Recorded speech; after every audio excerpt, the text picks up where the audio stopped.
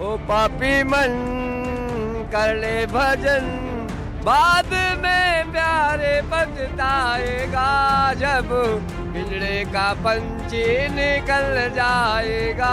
जब नोटिस पर नोटिस भेज रहे हैं, जैसे युद्ध में बाण पे बाण छोड़ा जाता है ना। आया बुढ़ापा देख के रोया। उसकी व्यक्तिगत प्रॉपर्टी कुछ नहीं होती, धर्म ही उसकी प्रॉपर्टी है। आया बुढ़ापा देख के रोया, थर थर कांपेगा, बाद में प्यारे बजताएगा। बात यह है कि एक राजनेता को, जो मुख्यमंत्री है, वो शिक्षा की बात नहीं करता, वो स्वास्थ्य की बात नहीं करता। पिंजड़े का पंछी निकल जाएगा, जब पिंजड़े का पंछी निकल जाएगा। तमाम तालनेमी होंगे जो धर्म की आड़ में सनातन धर्म को कमजोर करने की साजिश रच रहे हैं। ओ पापी मन कर ले भजन, हम सनातनियों को आपस में लड़ाना चाहते, वही कर काले ले भजन, बाद में प्यारे बजताएगा। ये सनातन का मेला है। सनातन कभी विवाद नहीं करता है, संवाद करता है, और जो सनातनी नहीं है वो विवाद करते हैं। ओ पापी मन कर ले भजन। भगवान शंकराचार्य जी के चरणों में प्रार्थना करता हूँ, विरोध है उसको समाप्त करके संगम स्नान करके का पंछी निकल जाएगा। पूजनीय शंकराचार्य जी के पास चले भी गए तो इतनी बड़ी डपट पड़ेगी कि हो सकता है कुर्सी चली जाए। बाद में प्यारे बजताएगा, जब पिंजड़े का पंछी निकल जाएगा। तो माघ मेले से कुछ यही गूंज इस वक्त सुनाई दे रही है। आप एक साधु को गीत गाते हुए सुन रहे हैं जो ये कह रहा है बाद में तू पछताएगा। हालांकि लग तो ऐसा रहा है कि शंकराचार्य विवाद जिस तरह से यहाँ पर खड़ा हुआ है, उसमें चाहे सत्ता पक्ष हो, चाहे विपक्ष हो, चाहे साधु संत समाज हो, पछतावा तो कहीं पर किसी को है नहीं। लेकिन इन सबके बीच सवाल ये है कि इस विवाद का पटाक्षेप आखिर होगा किस तरह से, क्योंकि प्रतिक्रियाएं तो जबरदस्त तरीके से वहां पर दिखाई दे रही हैं।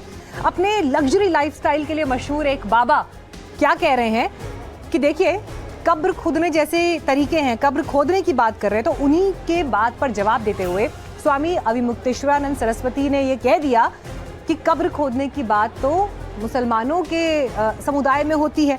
अब सवाल ये है कि आज बसंत पंचमी के अवसर पर जब 3 करोड़ लोगों ने वहां पर डुबकी लगाई है, ये तो वो लोग हैं जो अपनी आस्था के लिए, अपने विश्वास के लिए, अपने धर्म साधना के लिए वहां पर आ रहे हैं। लेकिन जमीन पर साधु संत समाज जिस तरह से बट गया है, इसने माघ मेले पर एक बड़े प्रश्न चिन्ह लगा दिए हैं।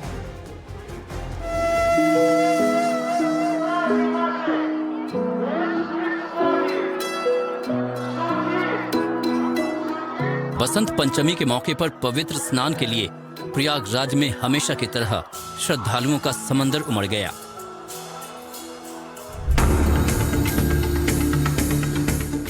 लेकिन स्वामी अविमुक्तेश्वरानंद स्नान न करने पर अड़े रहे। स्नान तो जब समय आएगा हम करेंगे ही, उसी के लिए तो बैठे हुए हैं। उचित समय आएगा तो जरूर स्नान करेंगे। समय क्या आ जाएगा महाराज जी? आज के लिए इंतजार है कि पिछले विवाद के बाद क्या? ये हम नहीं जानते हैं। जिस प्रशासन ने हमको स्नान से रोका है, ये उसको सोचना होगा कि वो कब ससम्मान स्नान हमको कराता है। स्वामी जी पालकी पर बैठे रहे और अपने अनुयायियों से मिलते रहे। इस बीच स्नान के मुद्दे पर गुरुवार को कालनेमी की एंट्री हुई, जो काफी आगे बढ़ गई। इस मामले में सबसे ताजा बयान सतुआ बाबा का है। महाराज जी, ये जो पूरा विवाद है, इसे कैसे देखते हैं आप? इतना बढ़ गया है, इतने विवाद है, साधुओं में भी 2 फाड़ हो गई है। साधु कभी 2 फाड़ नहीं होते, साधु एक होता है। दूसरा, ये सनातन का मेला है। सनातन कभी विवाद नहीं करता है, संवाद करता है, और जो सनातनी नहीं है वो विवाद करते हैं।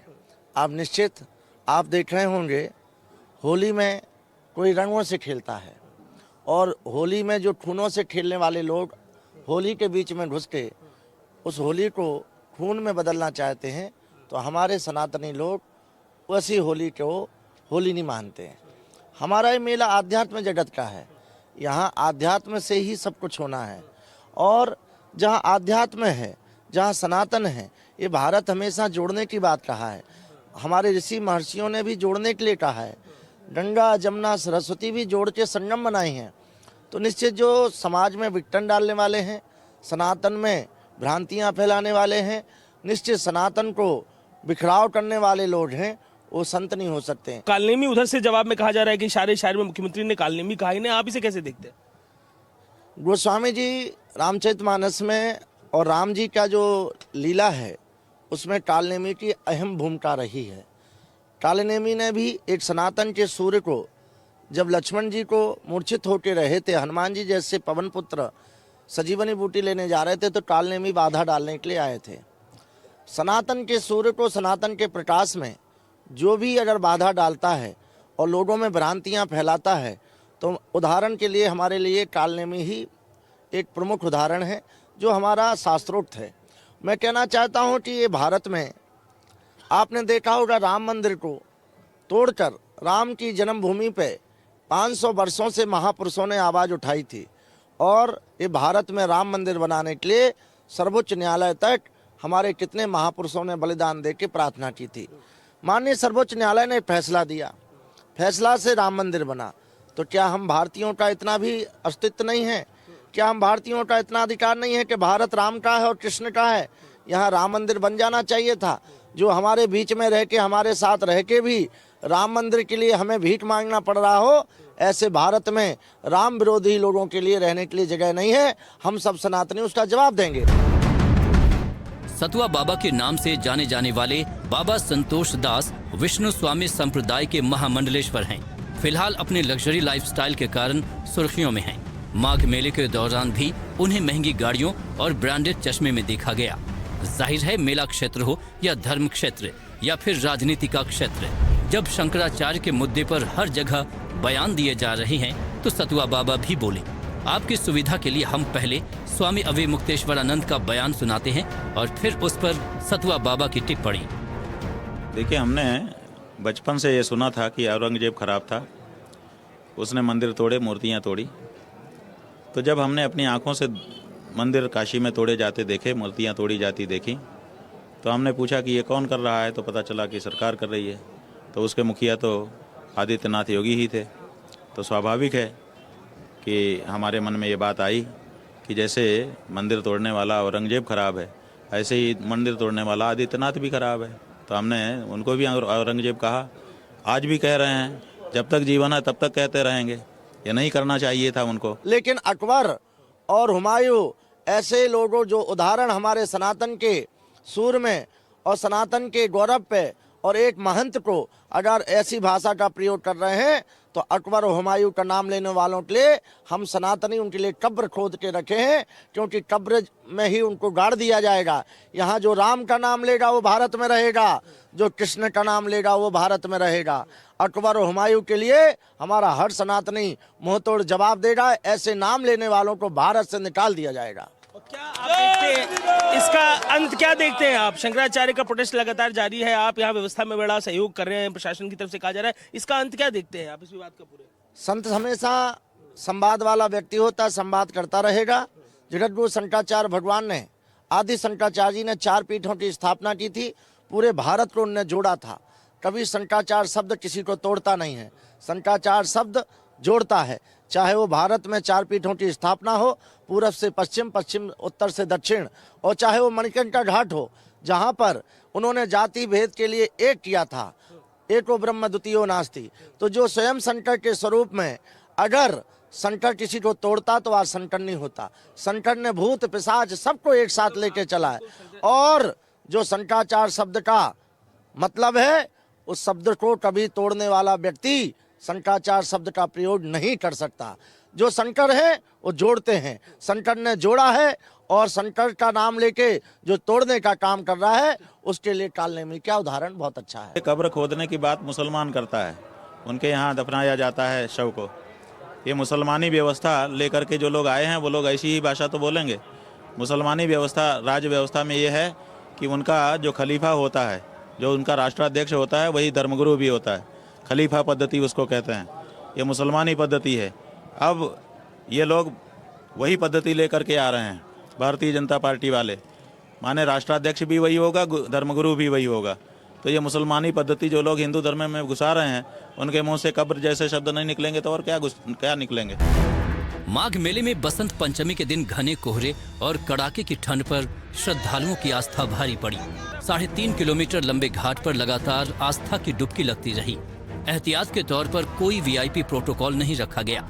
करोड़ों लोगों ने पवित्र स्नान किया, लेकिन स्नान को लेकर जो विवाद शुरू हुआ वो समाधान की ओर बढ़ता नहीं दिख रहा है।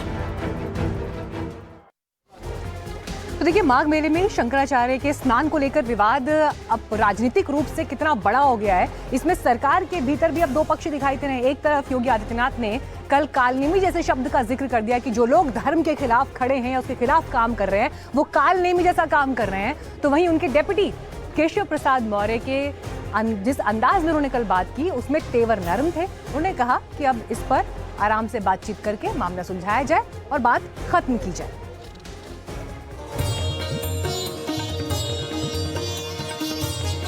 उधर माघ मेले में बसंत पंचमी पर श्रद्धालुओं की डुबकी लगती रही। इधर सोशल मीडिया पर अखिलेश यादव एक के बाद एक शब्दों की नाव तैराते रहे। पहला पोस्ट, न किसी को स्नान से रोके, न किसी को दान से रोके। सदियों से जो चलती आई वो सनातनी सरिता न रोके। भाजपा जाए तो संस्कार बच पाए। और इन्हीं लाइनों के साथ ये दूसरा पोस्ट भी जारी हुआ, लेकिन इनमें तस्वीर मां सरस्वती की लगा दी गई। और ये तीसरा पोस्ट, इधर दूसरे उप अपने मुख्य की लाइन काट रहे हैं। वो जो बयान दे रहे हैं उसके पीछे देश की राजधानी सक्रिय है या प्रदेश की। कहीं ऐसा ना हो कि प्रयागराज एक्सप्रेस के चक्कर में उनकी लखनऊ मेल छूट जाए। दरअसल यूपी के उप मुख्यमंत्री केशव प्रसाद मौर्य ने स्वामी अविमुक्तेश्वरानंद को लेकर जो बयान दिया वो मुख्यमंत्री योगी आदित्यनाथ के मुकाबले सॉफ्ट माना जा रहा है। ये और बात है कि योगी ने पूरे बयान में शंकराचार्य अविमुक्तेश्वरानंद का नाम नहीं लिया। वो जो शंकराचार्य जी के चरणों में प्रणाम करते हैं, प्रार्थना करते हैं, स्नान करें। सर, उनका आरोप है कि मतलब हमको निशाना बना करके नहीं, जिन लोगों ने भी किया है उसकी जांच करके, जो उनकी जांच करके, जो भी किसी भी पूज्य संत आचार्य को, शंकराचार्य जी को, किसी भी संत का भी अनादर हमारे यहाँ करने का वो नहीं है। अगर कोई ऐसा किया होगा जांच करके कार्रवाई करेंगे, लेकिन उनके जो भी ऐसा किया है उसकी जांच करके कार्रवाई करेंगे। लेकिन अभी पहला ये है, भगवान शंकराचार्य जी के चरणों में प्रार्थना करता हूँ कि वो अपना जो भी विरोध है उसको समाप्त करके संगम स्नान करके। बहन और भाइयों, एक योगी के लिए, एक सन्यासी के लिए, एक संत के लिए धर्म और राष्ट्र से बढ़कर के कुछ नहीं हो सकता। यही उसके जीवन का ध्येय होना चाहिए। उसकी व्यक्तिगत प्रॉपर्टी कुछ नहीं होती, धर्म ही उसकी प्रॉपर्टी है, राष्ट्र ही उसका स्वाभिमान है। अगर कोई राष्ट्रीय स्वाभिमान को चुनौती देता है तो हमें खुल करके उसके सामने आकर के खड़ा हो जाना चाहिए, उसकी चुनौती का मुकाबला करने के लिए खड़ा होना चाहिए। कोई धर्म के खिलाफ आचरण करता है, क्योंकि ऐसे तमाम कालनेमी होंगे जो धर्म की आड़ में सनातन धर्म को कमजोर करने की साजिश रच रहे होंगे। हमें उनसे सावधान होना होगा, उनसे सतर्क रहना होगा। हमने स्वामी अविमुक्तेश्वरानंद से भी पूछा कि डिप्टी सीएम जिस तरह से उनका समर्थन कर रहे हैं, आप क्या कहेंगे? माने वो व्यक्ति कम से कम ये समझता है ना कि इससे हमारी जो किरकिरी हो रही है वो बचे, समस्या का समाधान निकले। ऐसा ही व्यक्ति मुख्यमंत्री होना चाहिए था, लेकिन क्या करें, उसको उप मुख्यमंत्री बना रखा है और उसको कुछ सुनी भी नहीं जाती है। बात अच्छी कही उसने, जैसा कि एक व्यवस्थापक को कहना चाहिए, जैसा कि इस समय के शासक को व्यवहार करना चाहिए, सोचना चाहिए, ऐसा उन्होंने सोचा। इसके पहले अखिलेश ने शंकराचार्य के समर्थन में बोला और बीजेपी पर सनातन के अपमान का आरोप लगाया था। उन्हें तो चरणों में लौट करके माफी मांगनी चाहिए, ठीक, क्योंकि जिस सरकार के वो डिप्टी सीएम हैं उन पर कई बार डपट पड़ जाती है, इसलिए सच नहीं बोल पाते हैं। और अगर पूजनीय शंकराचार्य जी के पास चले भी गए तो इतनी बड़ी डपट पड़ेगी कि हो सकता है कुर्सी चली जाए। लेकिन अखिलेश के इस बयान के बाद खुद स्वामी अविमुक्तेश्वरानंद ने जो प्रतिक्रिया दी थी वो भी सुनने लायक है। और जो संत पूरे विवाद में स्वामी अविमुक्तेश्वरानंद के खिलाफ हैं, उन्होंने तो खैर अखिलेश के खिलाफ बोला ही। अरे भाई, हमारे पक्ष में कोई नहीं देता है, सब अपने फायदे के लिए देते हैं। उनको फायदा दिखा होगा तो दिया होगा। भाजपा भी अगर हमारे पक्ष में बयान देती तो उसको भी फायदा होता। तो राजनीतिक अखिलेश जी ने इनको नहीं, इन्हीं पर अखिलेश जी ने डंडा बरसाया था। अखिलेश जी का अपना पूर्व इतिहास देखें, वाराणसी में इन्हीं पर अखिलेश जी के मुख्यमंत्रित्व में डंडे इन पर बरसे थे। तो उस इतिहास को अखिलेश जी क्यों नहीं सोच रहे हैं? अब देखिए तस्वीर कुछ ऐसी है, क्योंकि विवाद धर्म क्षेत्र से जुड़ा हुआ है, इसलिए बयानों में आपको फर्क दिखाई दे रहे हैं, संत समाज बटा हुआ दिखाई दे रहा है। लेकिन साधु संत भी जिस तरह से बयान दे रहे हैं उसमें कई बार ऐसा लग रहा है कि बताने से ज्यादा छिपाया भी जा रहा है। मेले क्षेत्र में आए कुछ साधु संतों से हमने खास बातचीत की, उनके रिएक्शंस किस दिशा में जाते हुए दिखाई दे रहे हैं, ये काफी हद तक आपको इस मामले की पूरी राजनीति समझा देंगे। माघ मेले में आए साधु संत हों, देश की दूसरी धार्मिक जगहों पर मौजूद साधु संत हों या जाने माने आध्यात्मिक गुरु, शंकराचार्य के मुद्दे पर सबकी बात बड़े ध्यान से सुनी जा रही है। जरा सुनिए कथावाचक देवकीनंदन ठाकुर कैसे इस मुद्दे को धर्म संकट बताते हुए साफ साफ कहने से बचते रहे।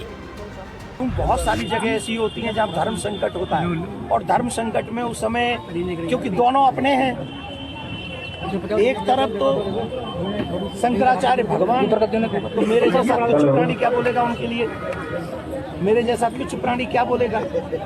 दूसरी तरफ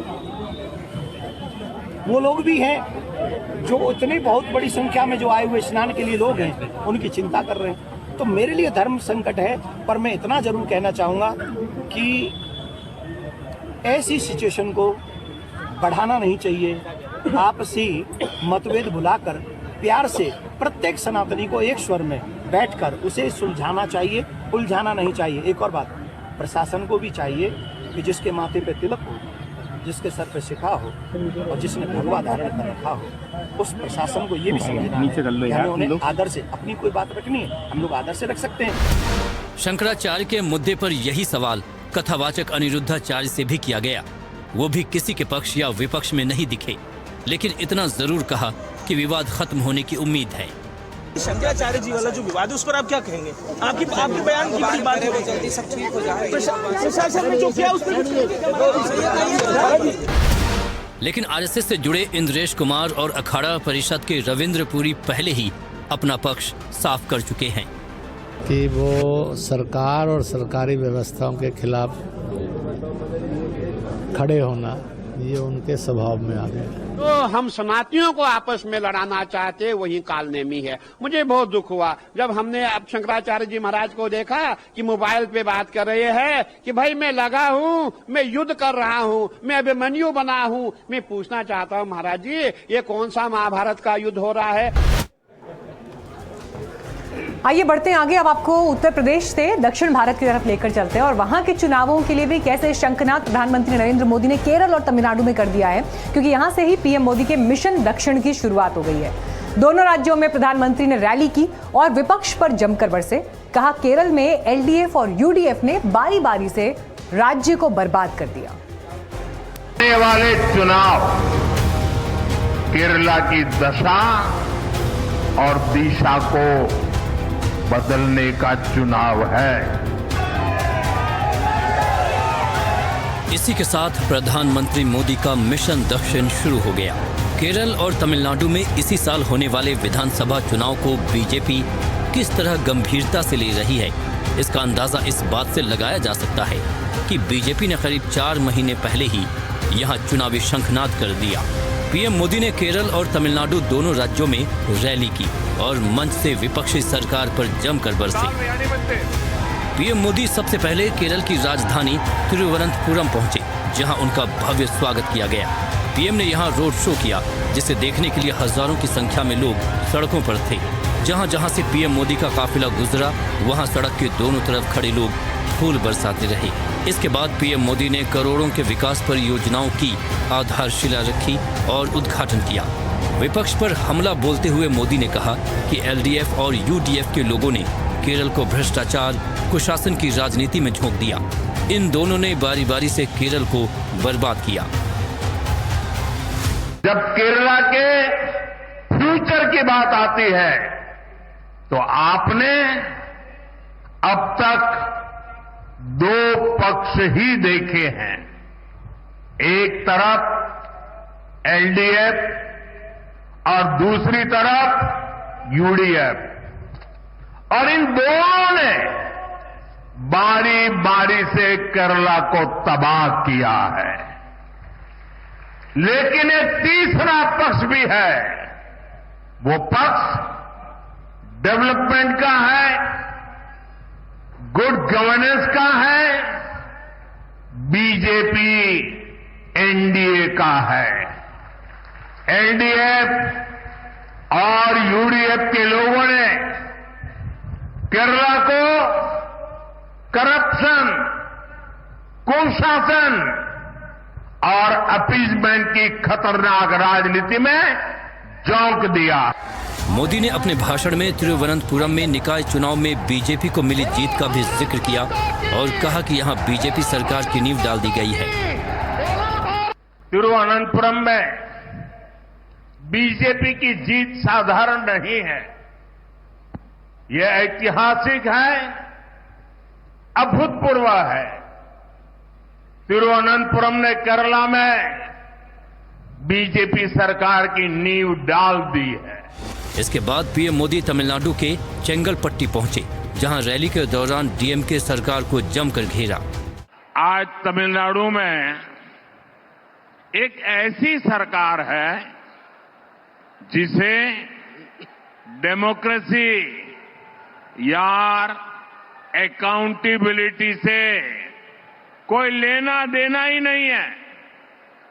डीएमके सरकार सिर्फ एक परिवार की जी हजूरी में ही लगी हुई है। केरल और तमिलनाडु दोनों ही ऐसे राज्य हैं जहां बीजेपी कभी सत्ता में नहीं रही है। ऐसे में पार्टी का जनाधार बढ़ाने और जीत का पहला स्वाद चखने के लिए बीजेपी ने अभी से ही पूरा दमखम लगा दिया है। देखने वाली बात होगी कि 4 महीने बाद होने वाले चुनाव में पार्टी कितना कमाल कर पाती है। Bureau report, NDTV India.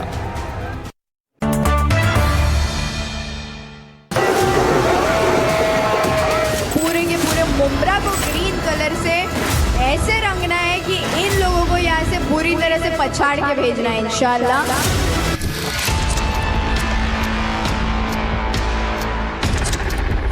पूरा ग्रीन करने के लिए पाकिस्तान जाना पड़ेगा। इस देश में है तो भगवा और नीला ही चलेगा, दूसरा कोई रंग नहीं चल सकता है, ये याद रखना।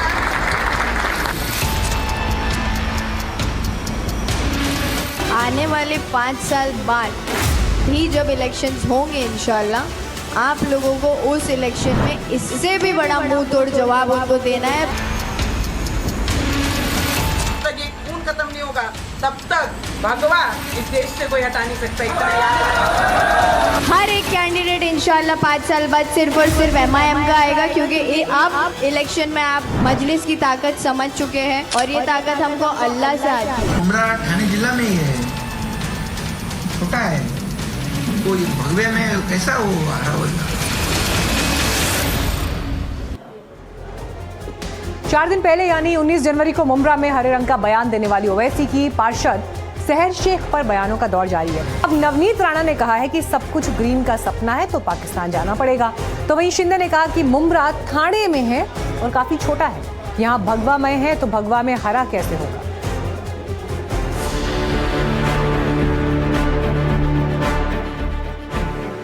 मुंब्रा को हरे रंग से रंगने वाला बयान देकर अचानक सुर्खियों में आई ओवैसी के इस पार्षद को लेकर प्रतिक्रियाओं का दौर जारी है।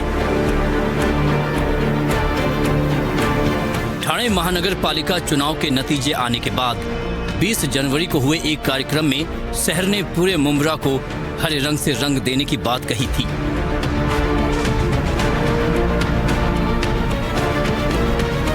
सहर शेख के बयान पर अब बीजेपी की फायर ब्रांड नेता नवनीत राणा ने पलटवार किया है। नवनीत राणा ने कहा कि पूरा ग्रीन करने का सपना है तो फिर पाकिस्तान जाना पड़ेगा, हिंदुस्तान में सिर्फ भगवा और नीला ही चलेगा।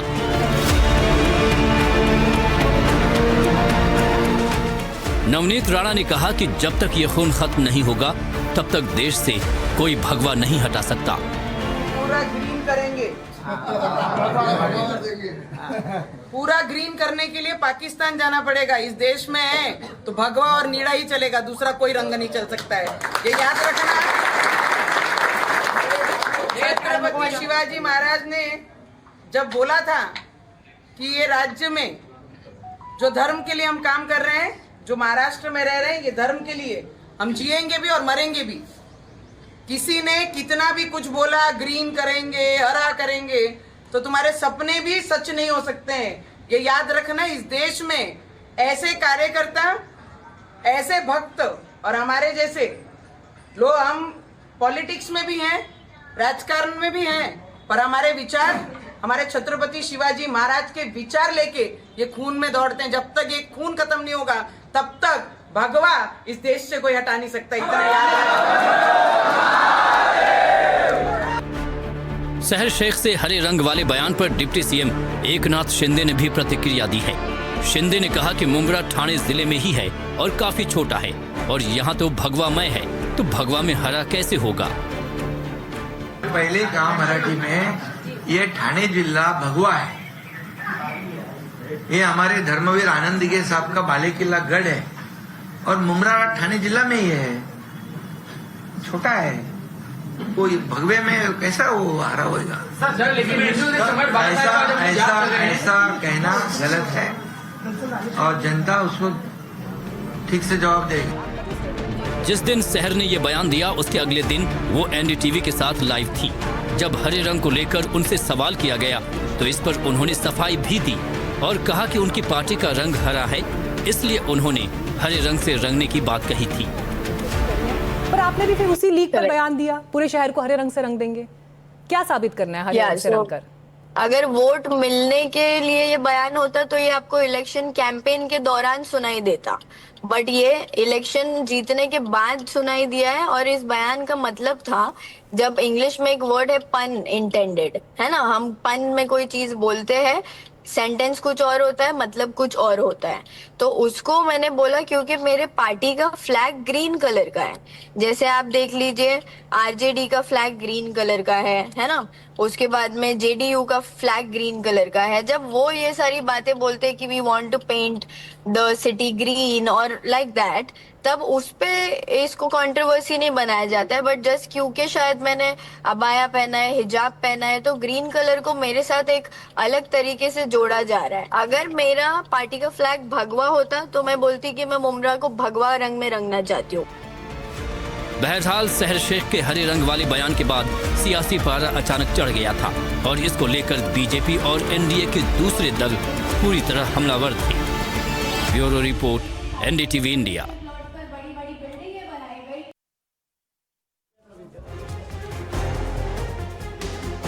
आइए बढ़ते हैं अगली खबर की तरफ। सवाल अब ये भी है कि क्या ठाकरे ब्रदर्स के बीच शिंदे साहब आ गए हैं, और क्या उनके बीच में, देखिए 20 साल के बाद बीएमसी चुनाव के लिए साथ आना पड़ गया था राजनीतिक अस्तित्व बचाने के लिए, लेकिन नतीजे उस तरह के नहीं आए जैसी उम्मीद थी। तो क्या अब इनके बीच में दूरियां फिर बढ़ सकती हैं? ये सवाल पूछने की वजह भी है क्योंकि कल्याण डोंबिवली में राज ठाकरे ने शिंदे गुट का समर्थन कर दिया है और बाद में ट्वीट करके लिखा भी कि राजनीति में थोड़ा लचीला रुख, थोड़ी फ्लेक्सिबिलिटी रखनी पड़ती है, नहीं तो ये मेरे लिए फायदे का नहीं होगा। राज साहब का कहना है ये मेरी भूमिका नहीं है, ये मेरी पार्टी की भूमिका नहीं है, स्थानिक निर्णय है। अगर स्थानिक लोगों ने पार्टी के खिलाफ जाकर कुछ निर्णय लिया है भूमिका के खिलाफ, तो उनके ऊपर कठोर एक्शन होनी चाहिए। ये दावा उद्धव गुट के सांसद संजय राउत ने किया था और ये दावा कल्याण डोंबिवली में शिंदे गुट और राज ठाकरे की एमएनएस के बीच हुए गठबंधन को लेकर था। संजय राउत के दावे को 24 घंटे भी नहीं हुए थे कि इस बीच राज ठाकरे ने एक ट्वीट किया और इसको लेकर सवाल खड़े हुए कि क्या राउत इस बयान के जरिए ये दिखाने की कोशिश कर रहे थे कि ठाकरे ब्रदर्स के बीच सब कुछ ऑल इज वेल है। पहले आपको राज ठाकरे का वो ट्वीट दिखाते हैं। राज ठाकरे ने एक ट्वीट में लिखा, भले ही बाला साहेब को किसी समय राजनीति में लचीला रुख अपनाना पड़ा हो, लेकिन मराठी लोगों के लिए उनका प्यार जरा भी कम नहीं हुआ, बल्कि और मजबूत हुआ।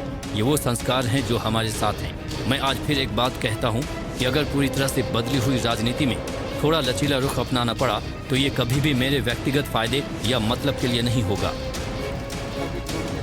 संजय राउत ने कहा था कि राज ठाकरे गठबंधन के पक्ष में नहीं थे, लेकिन सवाल ये उठता है कि राज ठाकरे ने ट्वीट करके जिस लचीलापन की बात की, क्या उससे ये साफ नहीं हो जाता कि कल्याण डोंबिवली में जो कुछ हुआ उसमें राज ठाकरे की पूरी सहमति थी।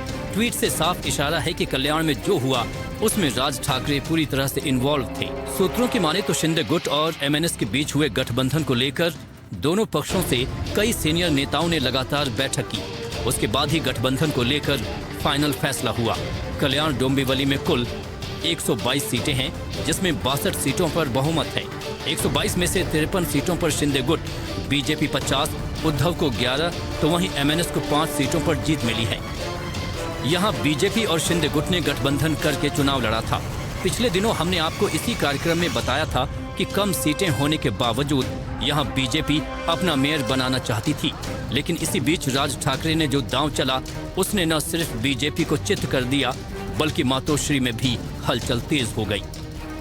बहरहाल इस राजनीतिक उठापटक के बीच जो लॉटरी निकली उसके मुताबिक यहाँ एसटी यानी अनुसूचित जनजाति का कैंडिडेट ही मेयर होगा।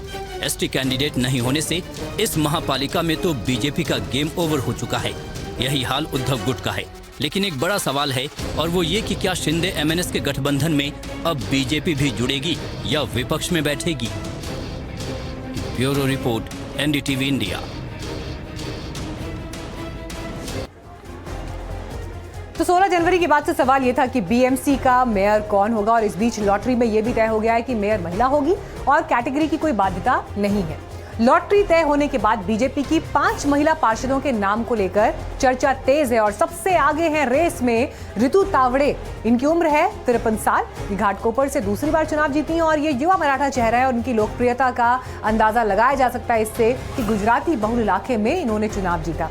दूसरा नाम रेस में कौन सा है? अलका केरकर का। इनकी उम्र 73 साल है और ये चौथी बार पार्षद बनी है। बीजेपी की सबसे एक्सपीरियंस्ड लीडर्स में से एक है। खास बात यह है कि उप महापौर पद पर भी जिम्मेदारी संभाल चुकी है। तीसरा नाम तेजस्वी घोसलाकर का है चर्चा में। ये चुनाव से ठीक पहले शिवसेना यूबीटी छोड़कर बीजेपी में आई। पूर्व विधायक विनोद घोसलाकर की बहू है। इसके अलावा राष्ट्रीय शिरवाडकर के नाम की चर्चा है जो बीजेपी के मजबूत और अनुभवी कार्यकर्ता है। साथ ही शीतल गंभीर को भी रेस में माना जा रहा है। उन्हें भी राजनीति का अच्छा खासा एक्सपीरियंस है। तो देखते हैं नामों में से किस पर लगती है मोहर। लेकिन आपको लेकर चलते हैं अगली खबर की तरफ। राहुल गांधी और प्रियंका के बीच लड़ाई है क्या, और इसी वजह से क्या राहुल गांधी ने प्रियंका को असम भेज दिया? दावोस में एनडीटीवी के मंच पर हिमंता बिस्वा शर्मा, असम के चीफ मिनिस्टर, जब उन्होंने ये बयान दिया तो देश में सियासी बवाल शुरू हो गया है। कांग्रेस ने इस बयान पर हिमंता बिस्वा शर्मा पर जबरदस्त रिएक्शन दिया है। तो लड़ाई अगर होगा तो होगा। आपको लग रहा है लड़ाई वहां पे? I mean, लड़ाई तो है, वो तो मैं जानता हूँ। I am also a victim. आप ऐसी सब पतंग छोड़ के जा रहे हो। अच्छा आसमान है, कुछ भी पतंग छोड़ रहे हो आप। मैं खुद वो लड़ाई का विक्टिम हूँ। भाई बहन की लड़ाई का, भाई बहन का लड़ाई का मैं भी विक्टिम हूँ, लेकिन I don't want to reveal that much, but ये लड़ाई है। स्विट्जरलैंड के दावोस में ठंडी वादियों के बीच असम के मुख्यमंत्री हिमंता बिस्वा शर्मा ने जैसे ही राहुल और प्रियंका गांधी के रिश्तों को लेकर ये बयान दिया, देश में सियासत गर्म हो गई। कांग्रेस ने हिमंता के बयान पर पलटवार करते हुए उन्हें आड़े हाथों लिया।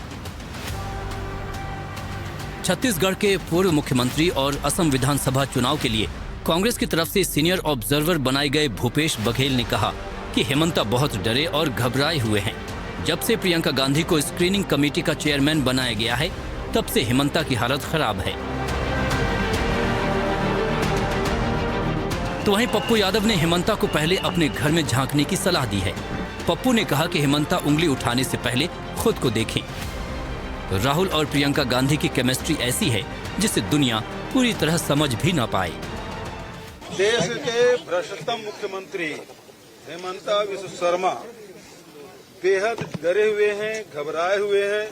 जिस दिन से प्रियंका जी को स्क्रीनिंग कमेटी के चेयरमैन बनाया गया और एक विश्वास प्रियंका जी के स्क्रीनिंग कमेटी के चेयरमैन बनने के बाद वहां के कार्यकर्ताओं के, आसाम के निवासियों, नागरिकों का एक विश्वास बढ़ा है कि हाई कमान है वो आसाम को बहुत गंभीरता से ले रही है और इसलिए सारे सीनियर लीडर को उतारा गया है और जनता चाहती है कि भ्रष्टतम मुख्यमंत्री हिमंता बिस्वा शर्मा कुर्सी से उतरे, उसकी सरकार जाए। पहले अपना अंगना देखे ना, कि हेमंता और